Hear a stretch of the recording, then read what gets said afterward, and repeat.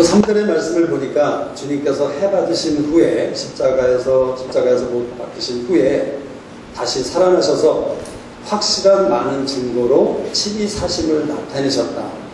또 40일 동안 저에게 보이셨다. 그리고 하나님 나라의 일을 말씀하셨다라는 기록을 하고 있습니다. 그래서 저는 이 말씀을 보면서 왜 주님께서 이렇게 40일 동안이라면 이제 주님의 승천하시기 직전 40일 그 시간이 얼마나 귀한 시간이었을까? 얼마나 소중한 시간이었을까? 여러분 생각해 보시면 그렇지 않습니까? 정말 주님이 3년간 제자들과 공생의 생활을 하셨지만 이제 다시 살아나신 후에 하늘에 올라가시기 직전 40일 동안을 여러 가지 말씀하실 것이 많이 있으실 텐데 이 3절의 기록에 의하면 그 예수님이 다시 살아나셨다는 그 부활에 대해서 많은 증거로 얘기하시고 친히 사심을 나타내셨다 하는 것을 볼 때 우리가 한 가지 분명히 알 수 있는 것은 무엇입니까? 주님이 다시 사셨다는, 죽으셨다가 사흘 만에 다시 사셨다는 그 부활에 대한 믿음이 얼마나 소중한지에 대해서 주님이 우리에게 말씀하시는 것을 우리가 들을 필요가 있다는 것이죠. 참 안타까운 것은 교회나 이런 데 보면 우리 그 부활절이라는 그 축제가 있지 않습니까? 그래서 1년에 한 번씩 어떤 행사 비슷하게 교회에서 어린아이들은 계란을 만들고 색깔을 칠하고 하는, 또 그리고 정말 그 이런 큰 교회를 가보면, 또 캐톨릭 처치에 가보면 그 부활절은 마치 교회에 한 번도 안 나오던 사람들이 1년에 한 번씩 나와서 마치 그것을 기념하고 그것을 기뻐하는 그런 시간들로 많이 가지지만, 우리가 솔직히 얘기하자면 그 부활절에 대한 개념이 어떤 그 한 가지 행사로 형식적으로 우리가 지내는 그런 일들이 너무나 많은 것을 우리는 보게 되죠. 근데 주님의 말씀에 의하면, 오늘 이 사도행전 1장의 말씀에 의하면 이 부활하신 그 사실을 믿는 믿음이 얼마나 귀한 것이고 얼마나 소중한 것인가를 주님이 그것을 40일 동안의 제자들에게 대부분의 시간을 그것에 할애하시면서 말씀하셨다는 사실을 통해서 우리로 하여금 분명히 기억하고 알기를 원하신다고 저는 분명히 믿습니다. 그래서 우리가 교회 가운데서, 또 우리의 믿음 생활하는 가운데서 부활절이 1년에 한 번 있는 그런 어떤 행사로 끝나는 것이 아니라 이 부활절을 통해서 정말 우리가 그 주님이 다시 사셨다는 그 사실을 확실하게 믿고 그것이 어떤 것을 의미하는지, 어떤 계시를 가지고 있는지를 우리가 분명히 아는 자가 될 때 우리는 정말 하나님이 원하시고 주님이 원하시는 그런 사람으로 변화될 수 있고 일어날 수 있다는 사실을 주님께서 말씀하신다고 저는 믿습니다. 이 말씀 후반절에 보면 주님께서 그 부활절의 믿음에 대해서 말씀하시고 그것을 분명히 믿을 것을 말씀하신 다음에 하나님 나라의 일에 대해서 말씀하셨대요. 그것은 무엇을 의미하는 것입니까? 내가 부활에 대한 그 믿음이 확실히 알지 못하고 그것이 결여되어 있다면 우리가 하나님 나라의 일을 논할 자격이 없다는 사실을 아마 주님은 암시하고 있는 것이 아닌가 생각해 볼 필요가 있는 것입니다. 우리 모두가 하나님 나라의 일에 대해서 알기를 원하고 그것을 행하기를 원하고 그것을 이루고 그것에 동참하는 그런 사람들이 되기를 원하시지만, 저도 그것에 대한 간절한 소원이 있지만 제가 만일 주님이 부활하신 그 사실을 지식적으로나 머리로만 알고 있고 그것이 나의 삶의 진정한 한 부분이 되어 있지 못한다면 우리는 어쩌면 하나님 나라의 일에 동참하는 그러한 일꾼, 그러한 주님의 제자로의 삶을 제대로 살지 못할 수밖에 없다는 것입니다. 그래서 주님은 우리 성경의 말씀을 보면 적어도 9번이나 주님과 또 주님의 그 제자들과 사도들과 다른 사람들에게 나타나셔서 주님이 다시 사셨다는 사실을 분명히 증거하셨어요. 오늘 3절의 말씀처럼 주님은 본인이 나타나셔서 우리에게 보이시고 그 믿음이 없었던 도마와 같은 의심이 많던 사람에게 주님께서 자신을 보여주시면서 내 옆구리를 만져보라고 하시면서 주님이 다시 사셨다는 사실을 분명히 우리에게 말씀하셨다는 것입니다. 우리가 30일의 캠프를 통해서 기업과 소유에 대해서 우리가 나눴죠. 여러분 그것이 무엇이 다른 것을 우리 강사 목사님께서 이렇게 전해주셨습니다. 소유라는 것은 과거에 관한 것이고 기업이라는 것은 앞으로 장래일에 대한 것이다 라고 말씀하셨죠. 이런 차원에서 볼 때 어쩌면 그 부활에 대한 믿음이라는 것은 장래에 대한 것을 바라보고 소망하는 것이 아닙니까? 그렇다면 바로 우리가 기업과 소유를 논하는 우리들에게 이 부활에 대한 믿음을 다시 한번 확실하게 하는 것이야말로 기업을 취하는 자, 기업을 향한 믿음을 가진 자로서 일어나는 것에 대해서 하나님이 우리에게 주신 축복의 길이라고 우리는 생각해 볼 수 있는 것입니다. 여러분 믿음은 히브리서 11장에 보면 무엇이라고 말씀하십니까? 믿음은 바라는 것들의 실상이요 보지 못하는 것들의 증거라고 말씀하시죠. 그 보지 못하는 것들의 증거라든가 바라는 것들의 실상이라는 것은 내가 아직 내 손에 쥐지 못한 것, 내가 아직도 가지지 못한 것, 소유하지 못한 것들에 대해서 우리가 소망을 가지고 믿음을 가지는 것이 바로 하나님이 우리에게 주신 믿음이라고 말씀하고 계신 것입니다. 오늘 이 말씀을 통해서 주님께서는 우리 모두 안에 부활에 대한 확실한 계시와 부활에 대한 확실한 소망과 믿음을 가진 자로 우리 모두를 일으키기 원하신다고 저는 분명히 믿습니다. 여러분이 그 부활에 대해서 얼마나 자주 생각하시고 그 부활에 대해서 얼마나 소중하다고 여기시는지 다시 한번 우리의 마음속에 확실한 그러한 믿음과 그러한 결단과 그러한 계시 가운데 우리가 나아갈 때 하나님께서 우리를 통해서 하나님 나라의 일들을 이루실 수 있다고 말씀하신 것이에요.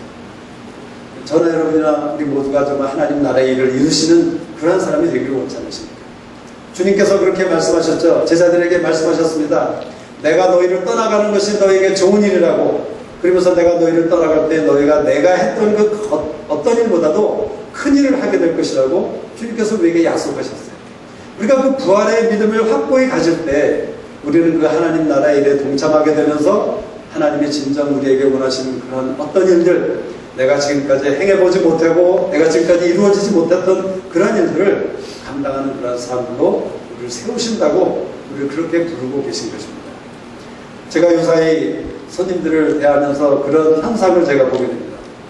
제가 제 사업을 시작했을 때가 제가 한 30살 정도? 그 정도 돼서 제가 시작을 했죠.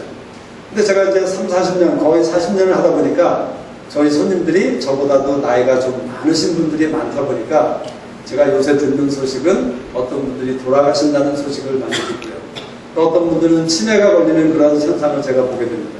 참 그분들을 볼 때마다 안타깝죠.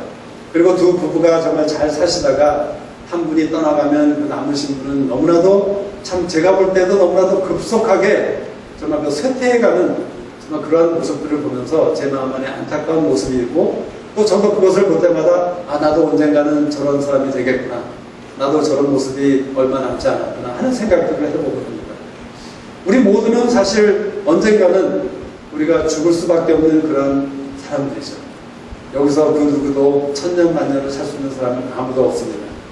우리가 나이가 들어가면 들어갈수록 우리는 앞으로 일에 대해서 장래 일에 대해서 마음의 준비와 그것에 대한 결단이 분명히 있지 않으면 우리는 어떻게 될 수밖에 없습니까? 간혹 어떤 분들을 볼 때 정말 두 분이 같이 살 때는 행복하고 굉장히 똘똘하고 굉장히 명랑하고 잘 사시다가 한 분이 돌아가시거나 또는 치매가 걸리거나 어떤 그런 불상사가 났을 때 그 나머지 분들이 너무나도 슬픔과 너무나도 아픔 가운데 어쩔 줄을 모르고 복잡한 가운데 해결책이 없이 속수무책인 그런 모습들을 보게 된다는 것이죠. 네, 여러분, 우리가 부활의 믿음을 가진 우리 믿는 자들은 어떤 사람이 되어야 되겠습니까? 여러분이 정말 부활의 믿음에 대해서 확실하게 믿는 사람이라면 우리는 어떤 모습을 가져야 되는 것입니까? 우리가 오늘 이 저녁에 그리고 앞으로도 여러분이나 저의 삶 가운데 이것에 대해서 우리는 계속 생각하고 주님께 구해야 될 필요가 있는 것입니다. 사실 그 부활에 대해서 부활을 믿는다는 이 믿음이 어떤 것인지에 대해서 우리는 하나님께 계시를 구할 필요가 있는 것입니다. 우리는 너무나도 모르고 있다는 것이죠. 저도 마찬가지고 어쩌면 여러분들도 마찬가지로 너무나도 그 부활을 믿는다는 그 사실이 어떤 의미와 어떤 소중함을 갖고 있다는 사실에 대해서 우리는 너무나도 무지한 자요, 너무나도 부족한 자라는 사실을 우리가 인정할 수밖에 없다는 것입니다. 그래서 주님께서는 40일 동안의 그 마지막에 가장 중요한 그 시간을, 대부분의 시간을 제자들에게 할당하였을 때에 주님이 다시 사셨다는 사실을 증명하시고 보이시고 나타내시는 일에 사용하셨다는 사실을 우리가 기억해야 된다는 것이죠. 제가 캐나다에 1970년에 왔습니다. 제가 17살 때 왔죠. 제 나이가 몇인지 아시겠죠? 수학을 좀 하시면은. 근데 제가 17살 때 이제 캐나다에 오는데 저는 우리 아버님이 목사셨고 모태신앙이었지만 저희 집은 굉장히 가난했어요.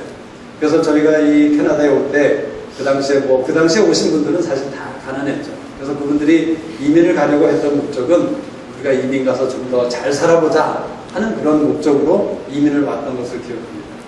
그래서 저희 가정도 원래는 브라질로 가려고 하다가 그것이 잘 안 돼서 캐나다로 오게 됐어요. 근데 제가 그때 17살이었는데 그 캐나다에 오기 전에 저는 그 이민 수속을 하느라고 1년을 쉬게 되었습니다. 왜냐하면 다시는 금방 수속이 끝나서 금방 오게 될 줄도 알았는데 그 수속이 늦어지는 바람에 제가 학교를 1년을 쉬게 됐죠. 그래서 1년 동안을 쉬니까 공부할 때는 그 공부하는 것이 그렇게 힘들었고 지겹고 학교에 가기가 싫었는데 그 시험이라는 게 그렇게 무시무시했는데 막상 1년을 쉬다 보니까 너무나도 지겹고 너무나도 힘든 거죠. 그래서 드디어 이제 1년을 기다리다가 캐나다로 오게 되었습니다. 그래서 제가 그 비행기를 타고 제가 지금 기억하기로는 제 일생에 가장 맛있는 스테이크 고기를 그때 먹었던 것 같아요. 제가 아무리 이 캐나다에 가서 좋은 식당에 가서 좋은 고기를 먹더라도 그때 먹었던 그 고기 맛은 그 흉내를 낼 수 없을 것 같은 제 마음에, 제 생각에 그런 느낌으로 아직도 감사했습니다. 정말 그때 그 대한항공을 타고 오면서 거기서 서브하는 그 스테이크 조그만한 아마 굉장히 적었던 고기 덩어리 같은데 그것이 너무나도 맛있었고 제가 이제 토론토에 다 왔을 때 그 비행기가 토론토 하늘 위에 다가왔을 때 그 비행기 창문을 통해서 토론토 동네를 바라보면서 동네를 바라보더니 모든 게 다 초록색인 거예요.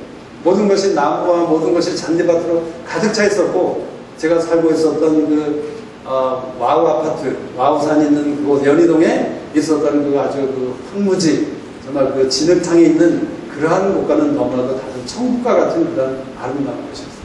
그래서 제가 그 비행기에서 제가 막 일어나서 어쩔 줄을 모르고 정말 이 캐나다라는 곳에 온다는 것이 얼마나 익사이링하고 얼마나 신나고 흥분된 일인가 하는 것을 제가 느꼈던 그런 경험을 지금도 기억하는 것입니다. 여러분, 우리가 하늘나라를 가는 사람으로서 부활을 믿는 믿음을 가진 사람이라면 우리는 죽는 것에 대해서 우리가 육신은 죽을지라도 우리가 정말 하나님 나라에 들어가서 하나님과 영생을 누리고 천국 나라의 시민이 되는 것에 대해서 우리는 새로운 퍼스펙티브와 새로운 관점을 가질 필요가 있다는 것입니다. 정말 제가 그 캐나다로 이민 오면서 이 캐나다라는 땅에 대해서 흥분하고 좋아하고 너무나도 기뻐했던 것처럼 그리고 여기 와서 처음에 우리 누나가 저에게 청바지를 하나 사줬어요.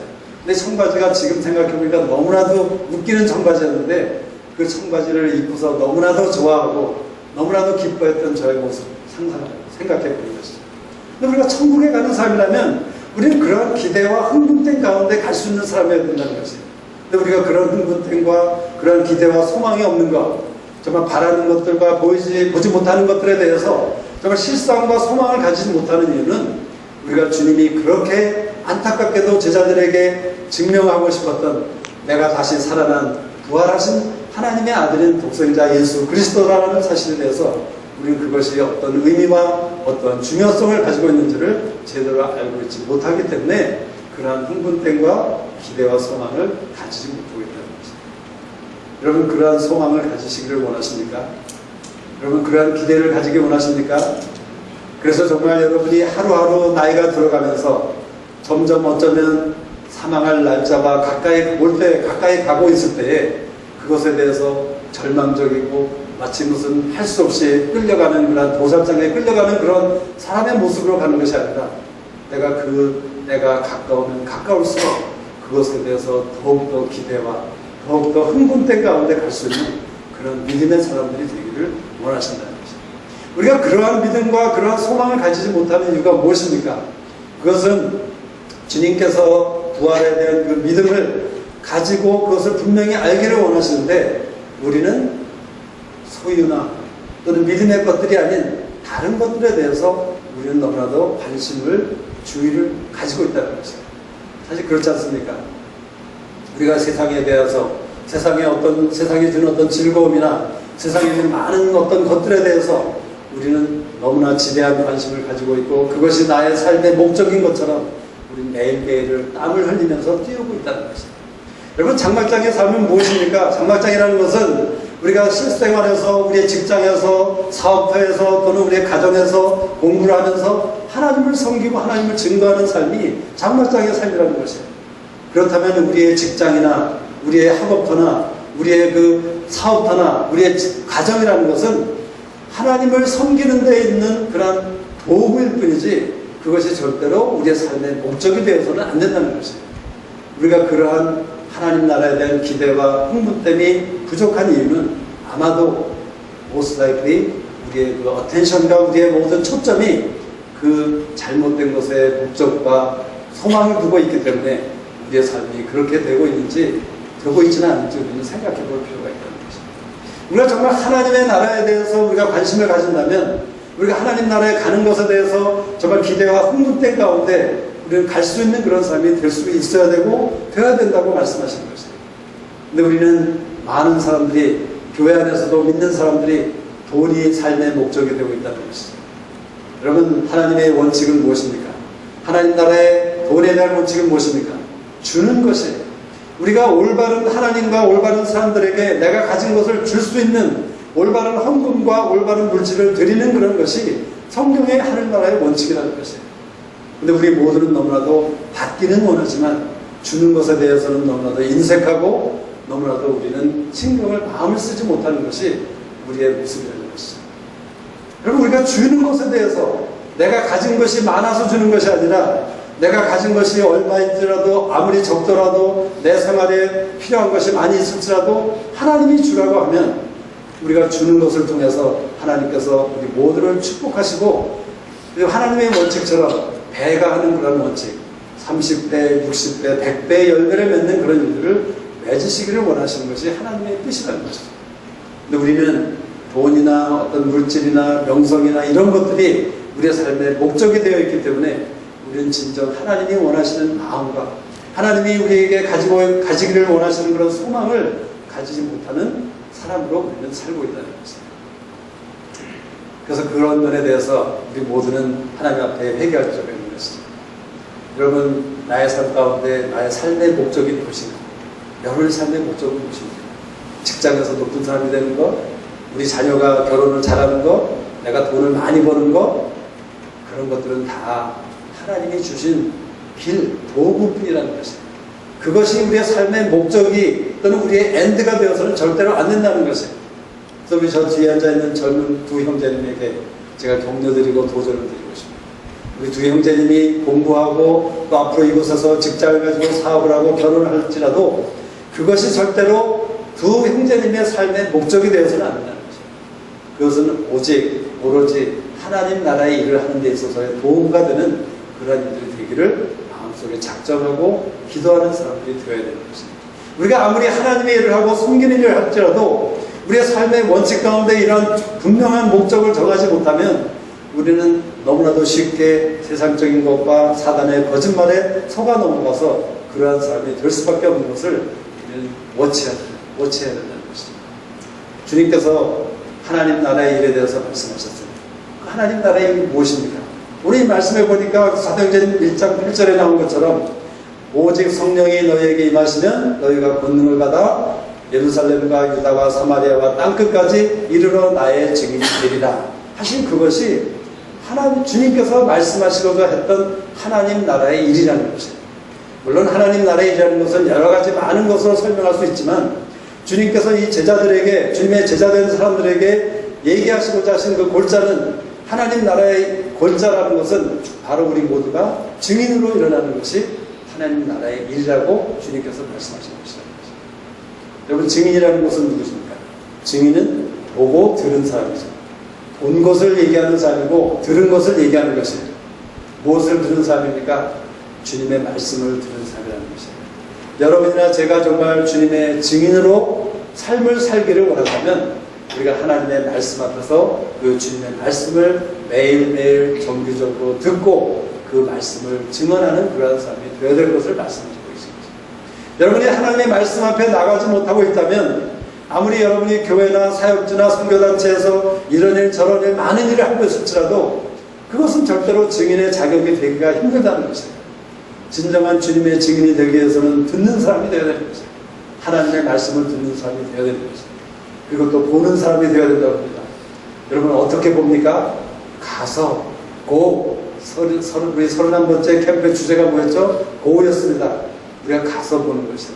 가서 주님이 보여주시는 것들을 보고 그것에 대해서 우리가 다른 사람들에게 땅끝까지 이르러서 그것을 말하고 증언하는 사람이 되는 것이 바로 증인이라는 것이에요.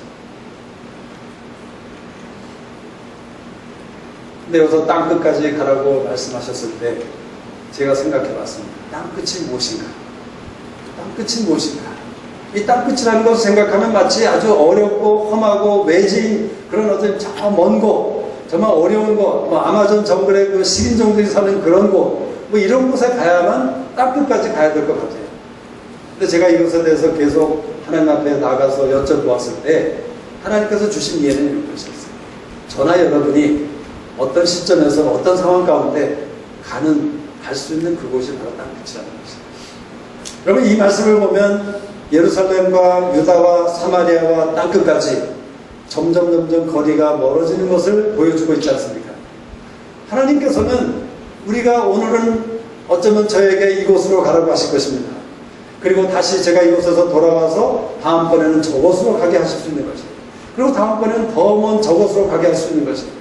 그렇지만 꼭 지리적으로나 거리상으로 먼 것을 얘기하는 것이 아니라 땅끝이라는 것은 나의 상황 가운데서 내가 갈 수 있는 나의 최선을 다해서 내 온 힘을 다해서 갈 수 있는 가는 그곳이 바로 땅끝이라는 것이에요.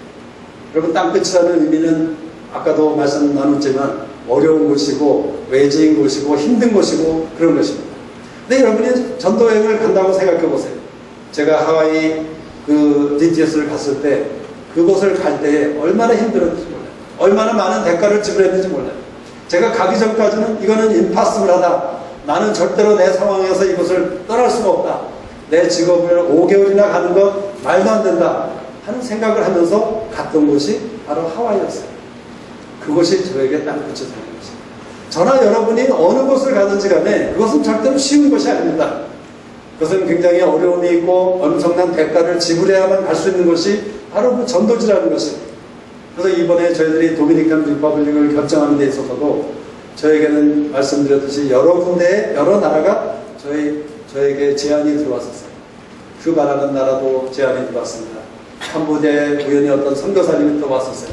또 그런가 하면 인도, 또 그리고 키르기스탄, 또 여러 헤이티, 특별히 우리 헤이티에는 우리 같이 동역하는 우리 제리와 킴벌리 형제 자매가 일하는 그곳이죠.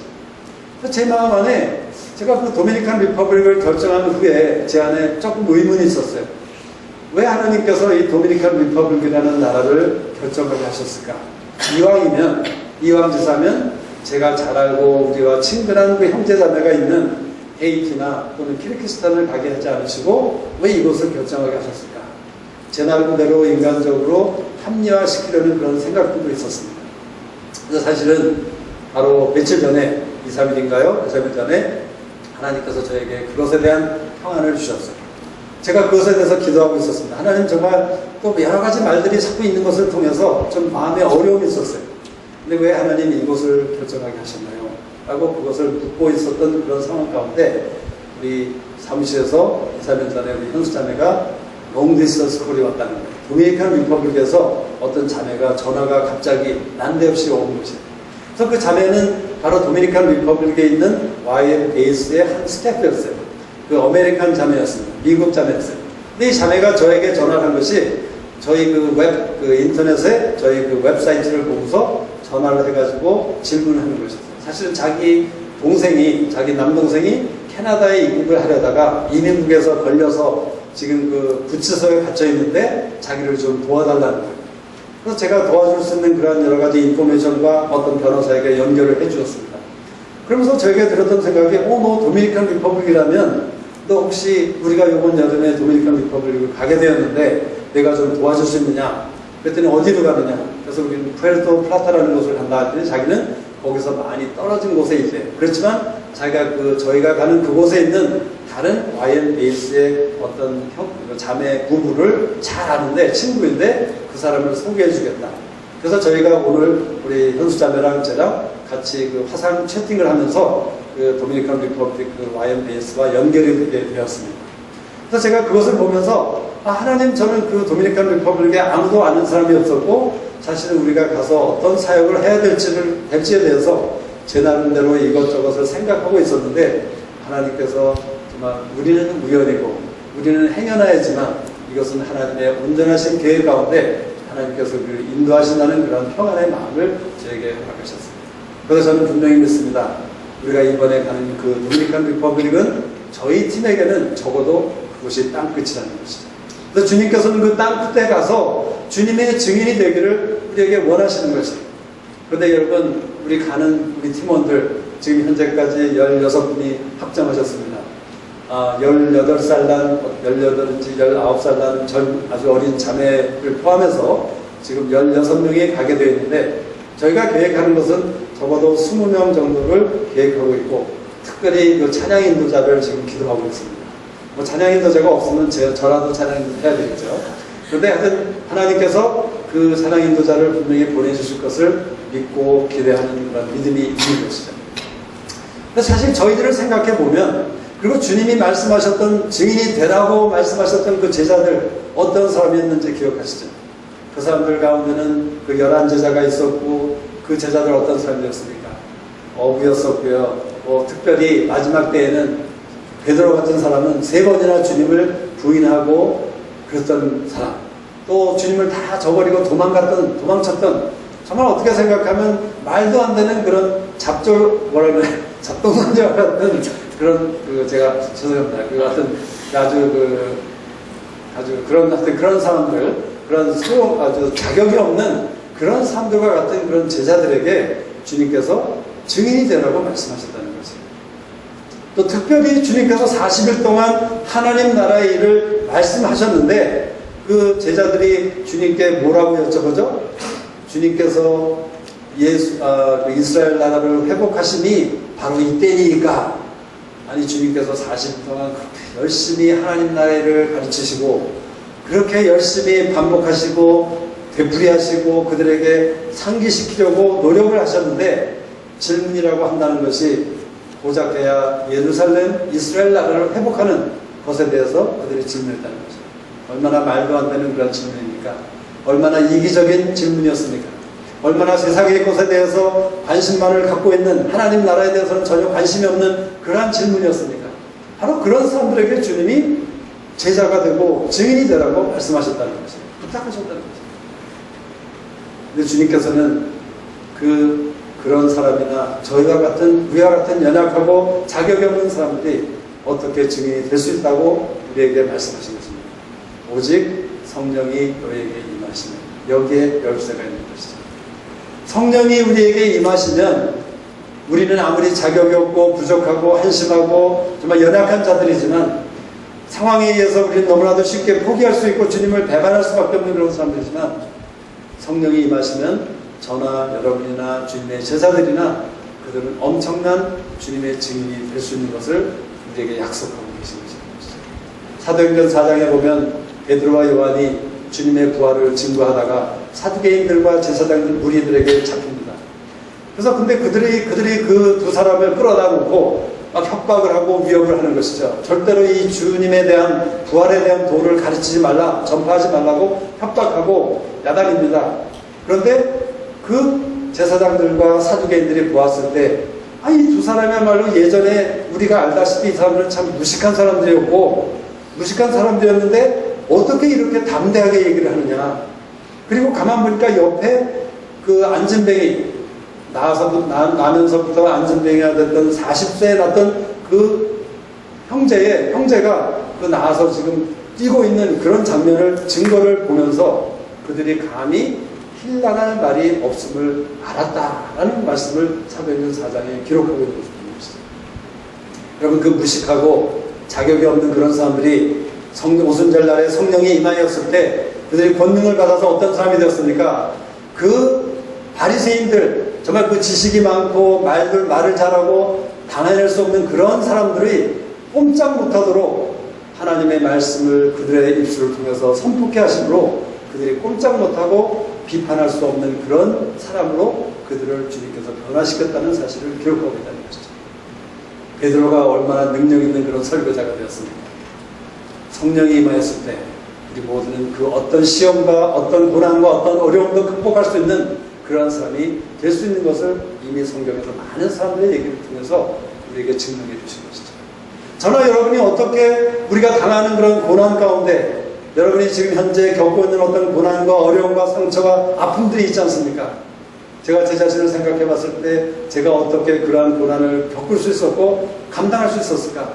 지금 생각해 보니까 정말 제가 주님이 다시 살아나셨다는 그 부활에 대한 믿음이 있었기 때문에 저에게는 소망이 있구나, 저에게는 희망이 있다, 저에게는 분명히 승리가 있다 하는 그 사실에 대해서 믿을 수 있었기 때문에 제가 그런 고난을 극복하고 감당할 수 있는 그런 은혜를 입게 되었던 것을 기억하고 있습니다. 그래서 여러분들에게 권면드리고 싶습니다. 격려드리고 싶어요. 여러분들 안에 어떤 어려움과 고난 가운데서 나는 이것에 대해서는 절대 내가 극복할 수 없다, 이것은 불가능하다, 또 우리가 볼 때, 서로를 볼 때 저 사람 참 어렵구나, 저 사람은 저기 너무나도 해결책이 없구나 하는 그러한 상황 속에 있을지라도 우리가 아까 상철 형제님이 기도했던 것처럼 우리가 바라보는 것은 무엇입니까? 우리가 바라보는 것은 지금의 것이 아니고 영원한 것이고, 당장의 것이 아니라 영원한 것이고, 만질 수 있는 것이 아니라 보이지 않는 것들을 바라보면서 하나님께서 분명히 부활을 믿는 우리 모든 사람들의 삶 가운데 하나님께서 우리를 구원하시고 우리를 회복시키시고 우리를 부흥시키시고 우리를 일으켜 주실 것을 믿는 그런 믿음 가운데 나갈 수 있다는 것을 얘기해 주시는 것이죠. 하나님께서 우리를 증인으로 부르실 때에 그 성령이, 오직 성령이 임하시면 그렇게 될 수 있다고 우리에게 약속하신 것입니다. 그래서 우리가 도미니칸 리퍼블릭을 가면서 저에게 주셨던 전략적인 한 가지 마음은 이런 것이었습니다. 우리가 정말 이 도미니칸 리퍼블릭 아우리치를 계획하면서 우리가 많은 계획과 생각들을 할 수 있겠지만 무엇보다도 하나님의 마음을 구하고, 무엇보다도 하나님의 마음은 성령의 임하심이, 성령의 충만하심이 우리 모두 가운데 임하는 것이라는 사실에 대해서 가장 중요하다는 것을 깨닫게 되었습니다. 여러분, 팀원 되시는 분들은 지금부터 열심히 성령을 구하십시오. 성령의 임하심을 구하시고 그것을 위해서 기도할 필요가 있다는 것을 우리에게 말씀해 주신 것입니다. 그럴 때 우리가 정말 나의 부족함이나 내가 할 수 있건 할 수 없건 간에 우리는 하나님께서는 우리를 진정한 증인으로 우리를 세우실 수 있다고 약속하고 계신 것이라는 것이죠. 근데 성령이 임하시면, 성령께서 그 영어 성경을 보면 성령이 임하실 것이라고 주님께서 약속하셨어요. 근데 성경은 무엇이라고 얘기하죠? 에스겔서 36장 37절에 보면 하나님께서 이렇게 에스겔 선지자를 통해서 이렇게 말씀하십니다. 내가 이제는 이스라엘 백성들을 회복하고 도와주고 구원하고 여러 가지 축복을 주겠다 하고 장장 여러 가지 말씀으로 에스겔서 37장에 말씀하시다가 36장 37절에서 뭐라고 말씀하시냐면 그래도 너희가 나에게 구하여야 할지라 라고 말씀하고 있습니다. 비록 하나님께서, 주님께서 우리에게 성령을 약속하셨지만 우리에게 구할 것을 말씀하고 계신 것이에요. 그냥 우리가 가만히 앉아서 누워서 떡 먹는 그런 자세가 아니라 하나님께서 이미 약속하셨지만 하나님, 내가 이것에 대해서 간절히 원합니다, 정말 소원합니다, 그러한 소원과 간절한 가운데 하나님 앞에 나아갈 것을 얘기하고 있는 것입니다. 누가복음 11장에서도 우리가 성령을 구하면 아버지께서, 우리가 아버지께 구할 때 가장 좋은 성령을 주시지 않겠느냐라고 말씀하셨던 걸 기억하지 않습니까? 우리가 성령을 구하는 사람, 성령의 임하심과 성령의 충만하심을 구하는 그런 사람이 될 때 하나님께서는 우리로 하여금 그 땅에 가서, 그 땅 끝에 가서 주님이 원하시는 증인의 일을 마땅히 잘 감당할 수 있는 그런 사람이 될 것을 약속하시는 것이죠. 주님께서 우리에게 권능을 주신다고 말씀하셨어요. 성령이 임하시면 우리에게 권능이 임하신대요. 그 권능이라는 단어는 무엇입니까? 두나미스. 두나미스라는 그 단어는 영어로 표현하자면 inherent power입니다. 고유의 힘, 고유의 능력. 다시 말하자면 이것은 그냥 어떤 우리에게 치유의 은사를 줘서 치유를 할 수 있다, 또는 당신에게는 예언의 은사를 줘서 예언할 수 있다, 이런 차원이 아니라 성령께서 우리에게 임하실 때 성령의 권능이 우리에게 있게 되는데 그 권능으로 하여금 우리는 모든 것을 할 수 있는 사람이 된다는 것입니다. 어떤 상황에서 예언이 필요합니까? 우리에게 예언할 수 있도록 하신다는 것이에요. 어떤 상황에서 치유가 필요합니까? 우리에게 치유의 은사를, 그 치유의 권능을 우리에게 주신다는 것이에요. 저는 그래서 벌써 굉장히 흥분됨이 있죠. 왜냐하면 우리가 이 전도여행을 가서 그곳에서 우리가 도미니칸 리퍼블릭 그 사람들과 그 헤이티의 사람들에게 우리가 복음을 전하고 주님을 증거할 때에 필요하면 하나님께서 우리에게 치유자로, 하나님께서 우리에게 예언자로, 하나님께서 우리에게 격려자로, 하나님께서 우리에게 예배자로, 이런 각종 각양의 모습으로 우리를 세워주실 것을 우리는 분명히 기대할 수 있다는 것입니다. 저는 믿음이 있습니다. 제가 이미 한두 번 경험했거든요. 근데 제가 이 또 하나의 땅 끝을 가면서 하나님께서 저를 통해서와 우리 팀원들을 통해서 우리가 기도할 때에, 우리가 손을 얹고 안수할 때에 그곳에 하나님의 기적과 하나님의 기사가 일어날 것을 분명히 믿을 수 있는 것이죠. 저는 그런 믿음 가지고 그곳에 가는 것입니다. 제가 이 믿음이 없다면, 주님이 부활하신 그 사실에 근거한 이 믿음이 없이 그곳에 간다면 저는 헛증인이 되겠죠. 사도 바울이 고린도서에서 뭐라고 말씀하십니까? 부활이 없다면 우리가 가르치는 것이나 우리가 믿는 것이나 다 이 모든 것이 헛것이라고, in vain, empty라고요. 그 그릇으로 변한다면 그 그릇에 아무것도 담은 것이 없다라고 사도 바울이 고함을 치셨어요. 정말 너희들이 부활을 믿지 않는다면, 부활의 믿음에 대해서 알지 못하고 간다면 너희들이 전하는 말이나 모든 것들은 꽹과리 소리와 같은 것이고 헛된 것이라고 얘기하고 있는 것입니다. 부활의 믿음이 그만큼 중요한 것이라는 것이죠. 우리가 부활의 믿음에 대해서 분명한 계시와 지식과 믿음을 가지고 그곳에 갈 때는 우리의 말이 그만큼 권능이 있는 것이고, 우리의 모든 미니스트리와 우리의 모든 섬김 가운데 하나님께서는 그것을 통해서 저나 여러분이 할 수 없었던 그런 일들을 할 수 있는 그런 일들을 우리를 통해서 하시겠다고 약속하시는 것이죠. 두나미스, 성령이 임하시면 너희가 권능을 얻어, 그래서 우리 모두는 권능을 얻는 자가 될 것을 믿는 것입니다. 여러분, 그 제자들이나 저희들은 비록 자격이 없고 형편없는 자일지 모르지만 하나님께서는 그것에 대해서는 다 잊어버리라고 말씀하신 것입니다. 너희가 나의 말을 듣고 정말 너희가 가기로 작정하고 그 땅 끝에 가는 자로 갈 때에 내가 너희에게 성령을 주고 그 성령을 통해서 권능을 주어서 너희가 하여금 나의 마땅한 증인이 되게 하겠다, 그런 약속을 하신다는 것이죠. 저는 우리가 땅 끝으로 가는 그런 증인의 삶을 살게 될 때, 그래서 여러분, 이 증인의 삶은요 그냥 한 번 갔다가 끝나는 것이 아니죠.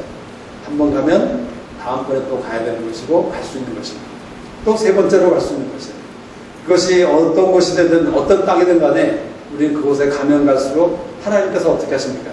우리에게 더 깊은 이해와 더 깊은 지식을 우리에게 알려주시는 것입니다. 제가 지난 주말에 우리 중보기도 그 다음 달에 가서 그들을 위해서 기도하는 중보기도 그 기도 행진을 했습니다. 근데 그때 저희들에게 깨닫게 해주신 엄청난 계시가 있었어요. 그것은 뭐냐면, 지금까지 우리가 그 땅을 위해서 정탐하는 사람들로 갔었다면 이제는 우리가 그 땅을 취하는 자, 정복하는 자로 우리를 하나님께서 보내셨다는 그런 이해를 주셨다는 것입니다. 그래서 우리가 그 예전에는 정탐하는 사람으로서 그래서 다른 정탐꾼에 합당한 그런 기도를 그 땅을 위해서 선포했습니다. 근데 이제는 우리가 그 땅을 취하는, 정복하는 자로 우리가 기도했을 때 어떤 기도가 나옵니까? 이제는 예전에는 그들을 볼 때 아직도 참 한심하구나, 참 어렵구나, 가능성이 없구나, 이런 여러 가지 그 어려운 마음들의 생각이 있었지만 이제 우리가 그 가나안 땅을 약속으로 받은, 기업으로 받은 그런 사람으로서 기도하기 시작했을 때 우리는 그들을 통해서 하나님이 보시는 그들의 모습을 보기 시작했다는 것이에요. 그들이 그저 그런 어떤 어려움으로 인해서 고생하고 정말 그런 불가능한 그런 상황에 처해 있는 한심한 사람들이 아니라 하나님께서 그들을 어떻게 새롭게 하시고 그들을 어떻게 세우시고 어떻게 격려하시고 어떻게 회복시킬 것에 대한 그런 믿음의 생각들이 우리 가운데 들어오게 되면서 우리의 입술로 그것을 선포하게 했을 때 저희들의 마음 안에 좀 하나님과 함께하는 그런 동역자로서의 그런 흥분됨이 우리 가운데 있었던 것을 기억하는 것입니다. 우리가 전도여행 땅끝으로 가면 갈수록 하나님께서 우리에게 더 깊은 이해와 계시를 주실 것입니다. 주님이 다시 사셨다는 그 사실이, 그 사실에 대한 믿음이 어떻게 중요한 것인가를 우리에게 알려주실 것이라는 것이에요. 그래서 궁극적으로는 저에게 주셨던 하나님의 이해는 이러한 것이었습니다. 하나님께서 에스겔서와 에레미야서에 보면 여러 번 반복되는 말씀이 있어요. 하나님께서 정말 우리를 위해서, 이스라엘 백성을 위해서 원하시고 구하시는 것이 무엇인지 아십니까? 나는 너의 하나님이 되고 너는 나의 백성이 됩니다. 그것이 여러 번 수차례 에레미야서와 에스겔서에 반복되는 주제 중에 하나예요. 사실 하나님께서 이스라엘 백성들에게 간섭하시고 때로는 벌을 주시고 분노하시고 이방 민족을 통해서 그들에게 정말 예루살렘 성을 회파하게 하시고 부수시고 여러 가지 일들을 행하시는 모든 것의 이유는 하나님의 백성들을 하나님의 백성으로 삼으시고 하나님께서 그들의 하나님이 되기 원하시는 그 일을 위해서 하나님께서 모든 일을 행하시는 것입니다. 그것은 다른 말로 표현하면 무엇입니까? 하나님은 나의 기업이 되는 것이고 여러분의 기업이 되는 것이고 여러분은 하나님의 기업, 저는 하나님의 기업이 되는 것을 얘기하는 것입니다.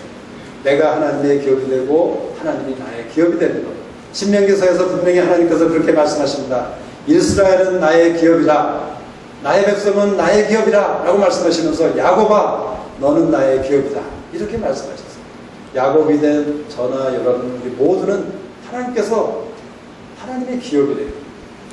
얼마나 자랑스럽고 얼마나 귀한 것이면 그렇게 여기시기에 이렇게 부족하고 이렇게 하찮은 저희를 하나님의 기업으로 삼으셨다고 말씀하시는 것입니다. 우리는 어떻게 우리의 현재 그런 메뚜기와 같은 그런 삶의 모습에서 우리가 하나님의 주님을 증거하는 증인으로 또 하나님의 기업으로 일어날 수 있는 것입니까? 우리는 오직 예수 그리스도의 말씀에 의해서 그 말씀을 듣고 가라바는 그곳에 가서 땅 끝에 가서 주님의 증인이 되고자 하는 때 그리고 성령의 임하심을 우리가 받을 때 우리는 그러한 삶으로 일어날 수 있게 되는 것을 하나님께서 우리 저에게 우리 모두에게 약속하신다고 저는 믿습니다. 그래서 우리 잠깐 이 시간 눈을 감고 하나님의 계시를 구하는 시간